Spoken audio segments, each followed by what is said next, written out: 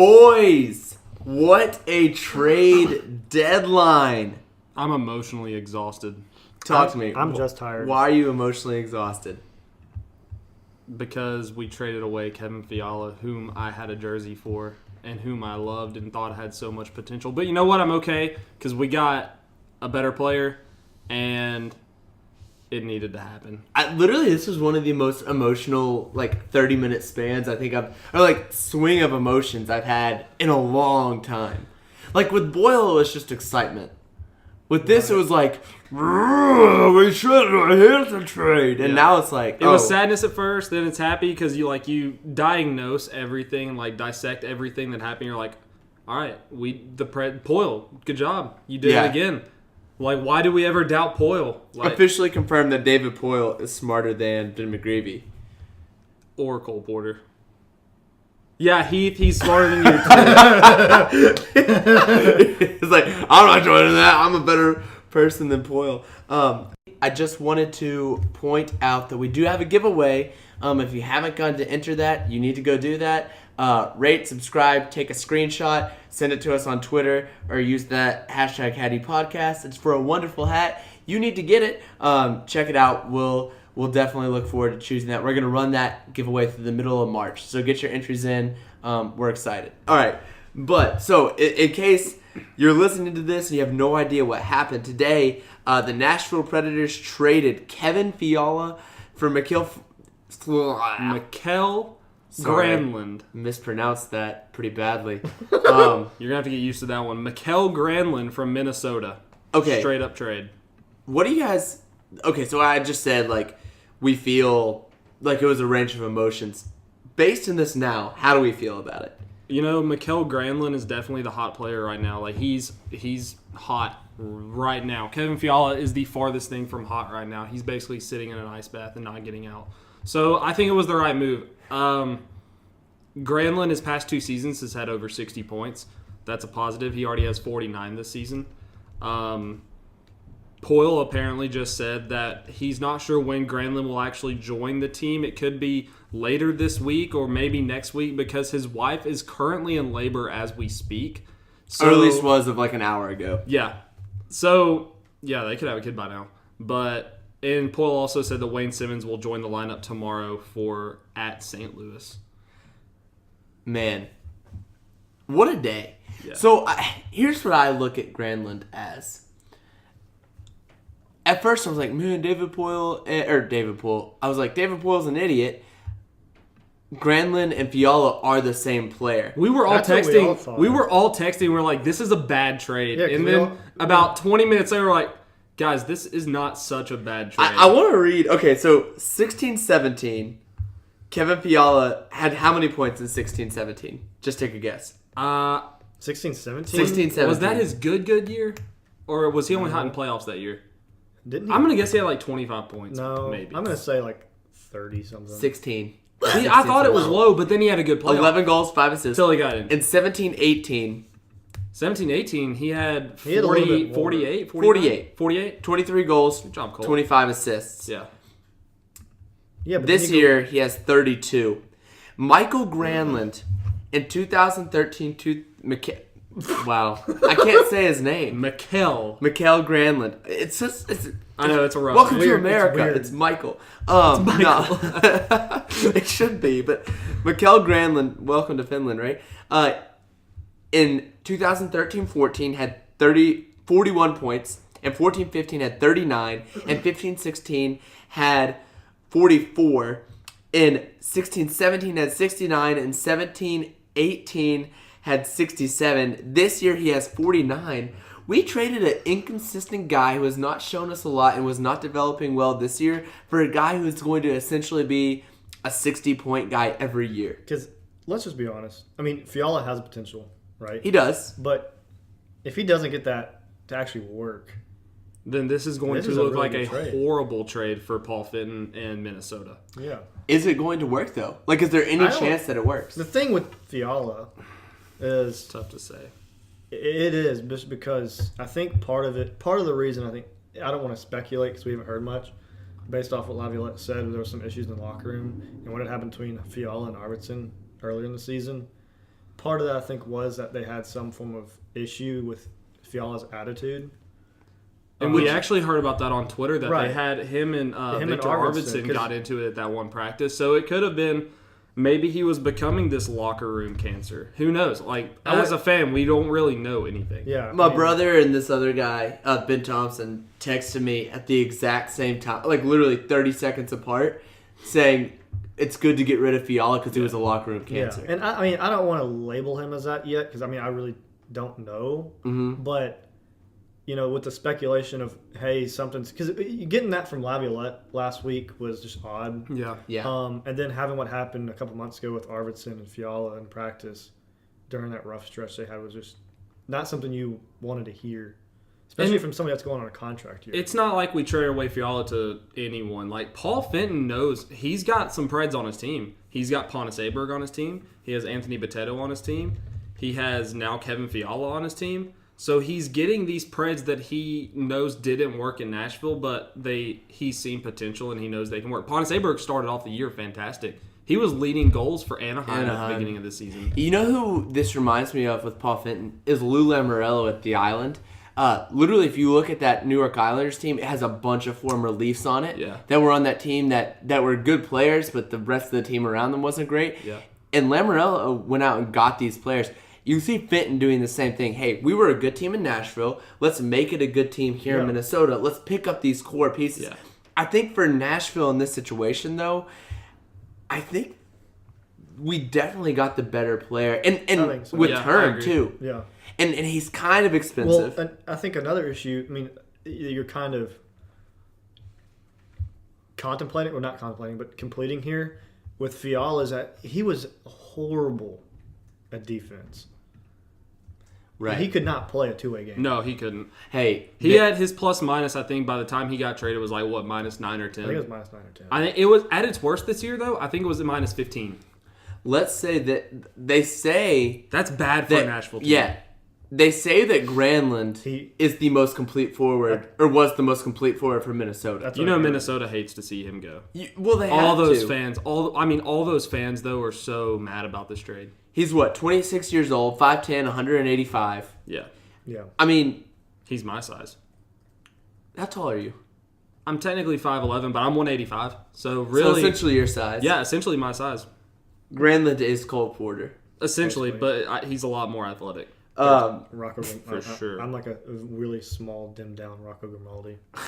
Yeah, you are Rocco. But anyway, in saying all that, I'm pumped. And a lot of people are like, I don't really know who Granlund is. If you don't know, if you've not heard at least the name Granlund floating around, have you been watching hockey? Because if you think about like watching, he has killed the Preds in scoring. I went back just because I was like, okay, I want to see who this guy is. I went back and watched his highlights. I watched that video you sent me today. And he was just destroying the Preds. Scored all over us. And it's because those were last year's highlights. It's because he had 21 goals, so he scored quite a bit. He had 46 assists. He's on pace again for a 20-goal year, which would be his third in a row. He's, 20 points away from having, or 21 points away from a 70-point year. Yeah. Man, I'm not so sure that this was like one of the best deals. I think it was better, and then we really haven't even touched on it, but the Preds trade Ryan Hartman away for Wayne Simmonds, along with giving Philly a fourth-round pick. It was a conditional fourth-round pick. If the Predators win one round, which obviously would be the first round, then it goes to a third. Hey, I want to throw this out here, which I think is interesting. Right now, the Preds have Ryan Johansson at 53 points and Roman Josi at 51. Granlund comes in as the number 3 points guy. Yeah, I saw that. That's big. I think this will help out that tourist line with Smith. Well, what it does is it allows Turris to shoot. Because Turris has a shot. Yeah. Turris has a good shot. Yeah. Why are you looking at me like that? I don't know. I'm just saying. I mean, Heath is giving me this glare. Like, you're incorrect. I mean, when you see Turris, and if you looked at who he was, man, when you get him that one-timer, yeah. It's good. We thought he was the valet guy in Arizona. We were literally staying at the same hotel as the players in Arizona last winter, and Kyle Turris was dressed in black pants, black shoes, and a black polo. Literally thought he was the valet guy. Yeah. Like, He why is never the valet looked guy like- going down there? So he's skinny. Whatever. He's very He has a skinny. good shot. He's got a great shot. And if Granlund can go and set him up in that circle, man, that gets this line going. Now, to move on a little bit from Granlund, the Preds also traded, like we said, Ryan Hartman and a conditional 4th or 3rd round based on whatever it is for Wayne Simmonds from the Philadelphia Flyers. Where do you slot Simmonds, and where do you think he fits on this team? And do you think that benefits anyone? And do you think this is the trade that the Preds needed to make? I think it's a good trade. I think it's a really good trade. I mean, you look at I really liked Ryan Hartman. I'll go and throw that out there. I did. Some people didn't like him, and I do think he underperformed a little this year. Oh yeah, But yeah, a little. But he's only got he only had 10 goals and 10 assists on the season. But in the time he actually scored, it was during that really, really bad stretch of hockey when all our players were hurt. So without him scoring, this team might be actually more or less floating around the 3rd place in the Central, maybe a possible wild card. Because he actually scored a lot in that little stretch. He was solid right there. Yeah, and that's what is kind of hard to give up. Because you say, well, maybe he can turn it back on playoffs, but I don't think it's not a bad trade at all. I think Wayne Simmonds will really help this power play out a lot. Simmonds has not had a perfect year. It's not an but it's all-star also year by been any means. He's got 16 goals, 11 assists, 27 points. He's got a minus 20, but look who he played with. But he's on the fly. He's on Philly. With the worst goalies in the world at the beginning of the year. Yeah. When you look at his years, he had like, I'm gonna go back how many years? 5 years. Where he had, in 13-14, 60 points. Next year, 50 points. Next year, 60 points. Next year, 54 points. He's been on a slow decline. And he's also, I mean, you could say that. This year, Philly has not used him in the same way. Philly has also not They're been. also not the team that they had. No. They've had some really So it's not issues. it's not fair for me to say that he's on a down year because Philly was a trash team. When did Laviolette get to Nashville? It was after 2000. It was 2004. 14? After It was the 14-15 year, right? Yeah. Simmons under Laviolette had 49 points, 32 points, and 60 points. But you got to remember, 32 points was during the lockout. That's true. He only played 45 games. So that's almost a point a game. Boy. If Laviolette uses him in the same way. Yeah. Also, good. When you think about Simmonds and Granlund coming to Nashville, Granlund has 18 points this year on the power play. Oh! 18 points. That's more than anyone on the Preds. Simmons by far. has We don't even have 18 goals on the power play. 8 or 5 power play goals this season. So you think about what if we can finish out the season top, I just want to say top 10. It could be top 5, but what if our power play gets going in the next week or so? Hey, think about this. In 16-17, Simmonds had 16 goals on the power play, 25 assists on the power play. In 17-18, he had 11 power play goals and 17 points. He is a power play guy. Yeah, I think we're going to see Simmonds' production skyrocket now that he's actually on a good team. Well, I think his numbers are really probably gonna needed a go up. change because he had been in Philly for a decent amount of time. So Out of these two guys, who do you think makes the biggest impact right off the I think bat? Granlund.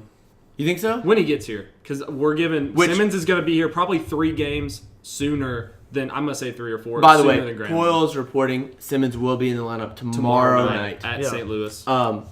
We're recording this on Monday afternoon before the Nashville-Edmonton game. So Simmonds is in tomorrow night. That'll be cool to watch. Yeah. And then Especially against a St. Louis team that we can't beat. in St. Louis. St. Louis is hot. We Yeah. can't beat them. It would be great to go out and slaughter them. Bennington's unreal. Man, it would be great to win that game. Anyways, beside the point, I think, man, for me, so you think Granlund. I look at Simmonds and think he Simmonds. slots in. I think Granlund's going to make an impact, but I think Simmonds comes in and makes the immediate impact more. Do you agree with that? I think so. I really want to see how these two do on the power play. I want Lavi to put them on a power play. Well, now you look at it as do you want them on the same unit? One of them takes Fiala's one of them, spot. Yeah, So, which he's on the Fiala was actually on the unit with Boyle and someone else. I forgot who. Turris? I can't No, remember. not Turris. Forsberg. Anyway, They've changed him a lot. I can't keep up. They've been changing it so much. But here's the thing: now you look at it as you're changing the power play, right, with two new players. So really, I mean, it really can't get any worse. No. So You're 31st in the league on the power play. It's only up from here. but I mean, you can you have You Boyle. literally can only go up. Nah, your percentage could go down. That's I true. mean, it can't get any worse based off how we're at. But there's not a standings. 30-second team. But, Yet. Yes. unless you want to go. Seattle already has a better power play than Nashville. In there, God, but don't I get me think started. I think Wayne Simmonds will do well and Granlund will do pretty well on this power play. But with that being said, they kind of need it to start producing. So hopefully this works out. It would be great if they could come in and produce come into the playoffs, and that's when your power play gets good. I'm curious to see how Lavi plays these lines the next few weeks, trying to get the lines situated. Obviously, the only set line on this team is Jofa. That one's not going to break up, obviously. But you got Simmonds and Granlund now in, Hartman and Fiala out. Where do they slot? I don't know. This is a good question. So I think that with these additions, you have to put Jofa together and keep them together. Yeah, you do. Oh, I agree. We have to have one consistent line, and everybody knows that line. Well, I think after February, I think you have to find Consistency. with the new players, right? Mm-hmm. Maybe give them a week or two to figure out where they need to be. But once you kind of figure out where they probably Lock should it be, in. you need to keep it that way because you go into the playoffs. You do not want to be Yeah. moving unless you have an injury, Lock it in. or you're like down 0-3 in a series, maybe to just change things up. You don't want to be changing lines at that point. I'd like to see Granlund's fast. Mm-hmm. I'd like to see the Granlund Turris Smith line when Smith gets off IR. Yeah. Now, for now, it's going to look a little different. I'm interested to see tonight now that we don't have Fiala, Hartman, and Smith is out. So it'll be interesting. I wonder tonight. what Smith's injury is. They said it was lower body. He blocked a shot a couple games ago with his leg, but I really Hopefully, it's just like, hey, It's don't get probably- hurt more. Yeah. more of like it's a bruised a little bit here. And Take let's it just easy. Leave it off for now. Take it 'Cause, easy. I mean, they're going to make playoffs. There's Yeah. no doubts about that. Yeah. So Okay, so here's my, I think, dream lineup. I think, to me, it becomes Jofa at top, so Johansson, Arvidsson, Forsberg. Right. And then, in my opinion, Granlund takes Fiala's spot. I legitimately think, I think Fiala's spot is taken by Granlund, and it's Yeah. essentially Yeah. just not only a trade like on paper. I think it's a trade. If Fiala played somewhere, Granlund plays there. Yeah. And so I think because that's that line's responsibility. yeah, And then I think your third line becomes Bonino, Simmonds, because Simmonds is the type of gritty player that I think belongs on that line. yeah, now, he does. someone I could don't- say that the second line needs some grit in front. I don't That's think why- though they're a speed line. I don't. Think I was about to so. say, do you split up the speed line and put Simmonds up there for physicality and then slot Granlund down and have a Sissons, Granlund, Bonino line? And then you have a little bit of physicality, a lot of bit of speed? Or do you just keep that speed line with Granlund, Turris, Smith? Because, But here's the thing. I guess you need someone in front. And if Yeah. Craig Smith is not willing to... Because Simmonds... Bonino and Simmonds on the same line, both of those guys will jump in front of the net. Right. Right. Let's look at Craig Smith because... And just while you're looking that up, Thomas Willis has on here, this is how he would align the Preds. And it'd be Jofa, and then Granlund, Turris, Smith, Sissons, Bonino, Simmonds, and then Grimaldi, Boyle, Yarncrow, and then you still have McLeod and Salamaki to switch in, scratch, whatever. That's pretty dang good. That is really good. I'm trying to look right now. Smith's best year ever was 13-14. Is he a 30-goal scorer? No, Close. never has been. 13-14, he had 52 points. Last year he had 51. Last year was his best goals year at 25. Simmonds is a better scorer. And I always picture Simmonds as like the grinding guy who just is... Hard hitter. And he is. Yeah. But But he's he can also a score. scorer. Yeah. He can score. And that's why I almost put Simmonds on that second line in place of Smith. And that's what a lot of people were saying. And Do a Sissons Benino Smith on third? yeah. That'd be sweet. I don't know if you use Benino there. Good. I might put Calle Yarncroke on that. And Sissons, you could Yarncroke, put- Simmons. And then do... But then your fourth... No, you might have to fourth use line's going to be really Sissons. awkward then because you're going to have like You have possible McLeod. Benino, Grimaldi, Boyle, and Salamaki to create a fourth line. That's a heck of a load to make a fourth line out of. Wow. Man. That's pretty amazing. There's a lot of possibilities. That's what we're saying. There Like, absolutely are. And Lavi will shuffle these lines around and... But what's good about Simmonds is he not just scoring and setting up and making plays, but he brings another version of physicality that they need. You know, because they didn't really get anybody massive. No, but he's going to be that pest who's going to do well. Speaking of pests, bees. And speaking of bees, the Columbus Blue Jackets. Man, talk about the Blue Jackets. What a I don't want to play transition, them first by the round. way. I don't want to play them first round. No, I think they want to win a first round series. You guys think? They've never won one in their career, and they're like, man, by darn it, if we're gonna do anything this year, we're gonna win a first round series in a playoff. I need to go to NHL Trade Tracker just to I don't even know. I'm sure I missed trades because they were making them left and right. I couldn't keep up. They were. I mean, it was like one after another after another. We after know another. that Columbus acquired Matt Duchene for 2 prospects and 2 first-round picks, one being a conditional. We know that Here, I'm about to just read down the list for us.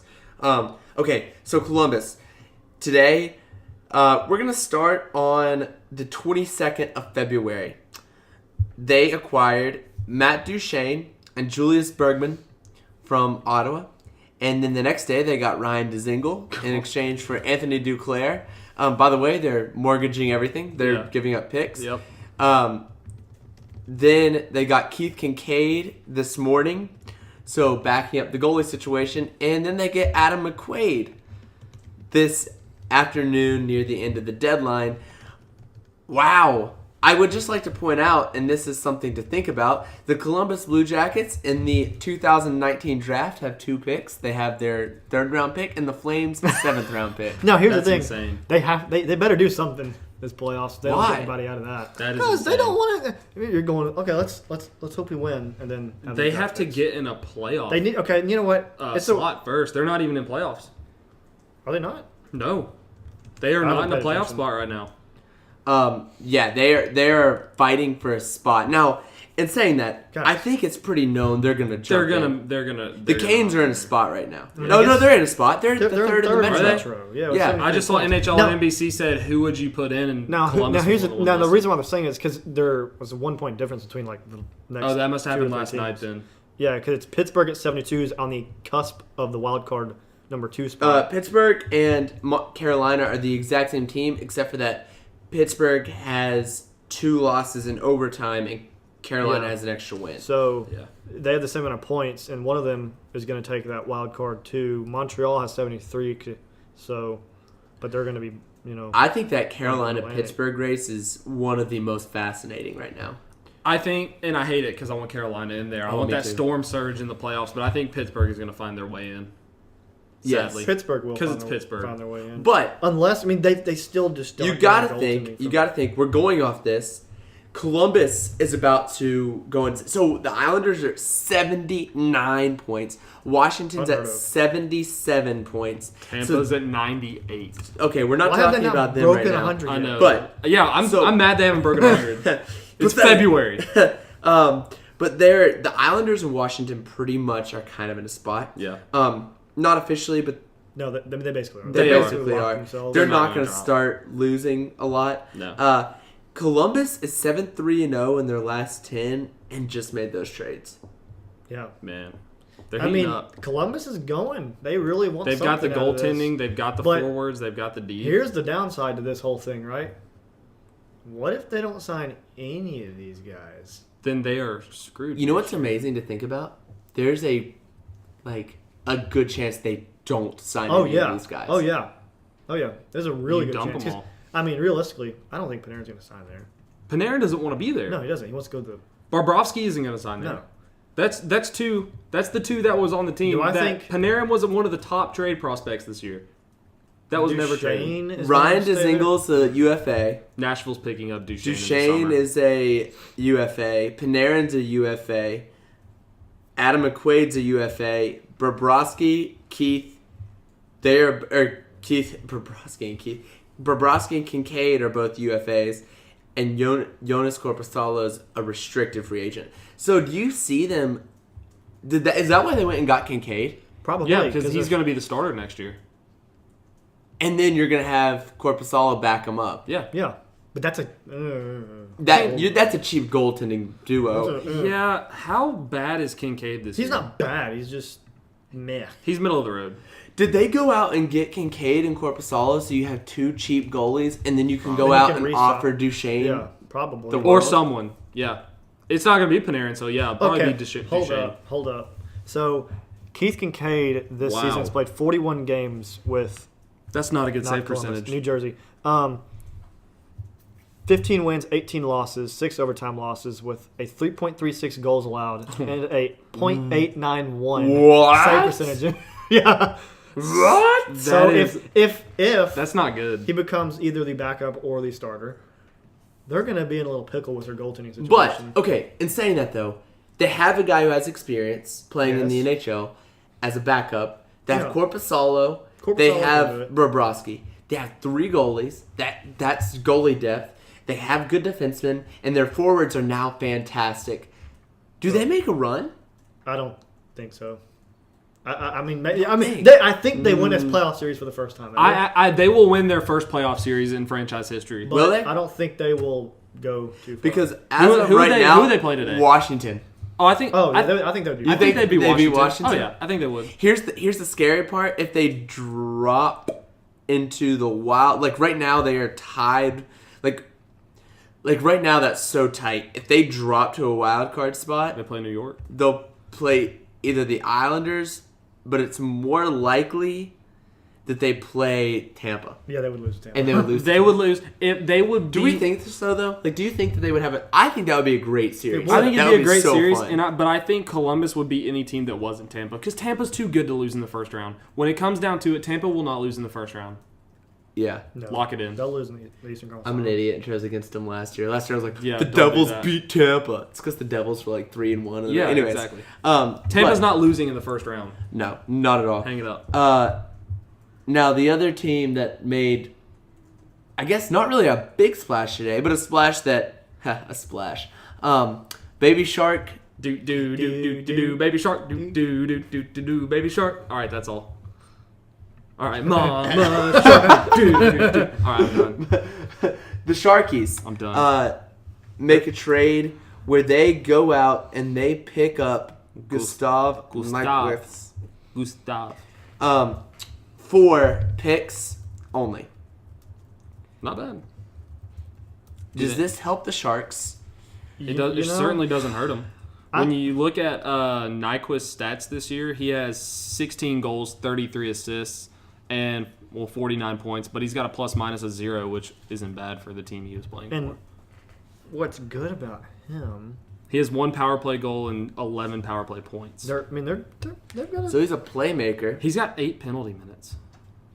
You know who has less than that? I'm pretty sure Matt Duchesne has like 2. Yeah. Duchesne has 2 penalty minutes? I'm pretty sure That's 2. insane. I'm about 90% sure it's 2. I'm about to go look at that. That's insane. But the Sharks, are they the most dangerous team in the NHL right now? That is the one team in the Western Conference I would not want to play. Phenomenal hockey team, and he has... Whoever plays the Sharks in the first round is done. He has 6 penalty minutes. I would love to see a Sharks versus Flames first round. Will that happen? No, probably not. It's not going to. But happen second round? Did you say will that happen in Sharks Flames? How would that? I'm not even looking at the standings. I'm not even. Let's see. It's all right. No. It could happen second round. It could happen second round. Because what you could have happen if they both go win. So, like, right now, the way it looks is you have Calgary would play right now Minnesota, and San Jose would play Vegas. if they both win, they're against each other. Yeah. Boy, talk about this. The heavyweights in the West are heavyweights. Yeah. People They're say the big- West they're a sucks, big but team. Calgary has Well, 85 it's points. 'cause short. we're top heavy. Yeah. Yeah. Like you get the top 3 or 4 teams. And it's you just look guys at the all- Jets in their last 10, they're 3-5-2. Nashville's 5-4-1. Vegas is 3-6-1 in their last 10.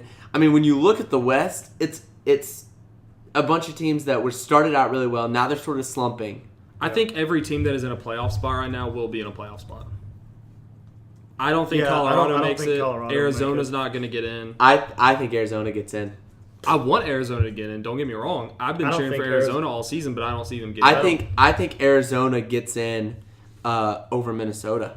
Now, I could see Minnesota dropping, but okay, maybe. I don't want to touch on them long, but they are in a playoff spot. Vegas signed Mark Stone today to an 8-year, $9.5 million annual. How are we contract. not talking about that? That's the biggest trade money wise of the day. 8 years, Well- $9.5 million a year.